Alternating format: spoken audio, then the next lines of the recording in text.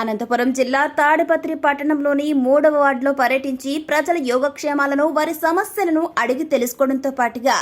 వచ్చే ఎలక్షన్స్ లో ఫ్యాన్ గుర్తుకు ఓటు వేసి వైసీపీ ఎమ్మెల్యే అభ్యర్థి కేతిరెడ్డి పెద్దారెడ్డిని, ఎంపీ అభ్యర్థి శంకర్ నారాయణను అత్యధిక ఓట్లు వేసి గెలిపించాలని రాష్ట్ర కార్యదర్శి కొనదల రమేష్ రెడ్డి అభ్యర్థించారు.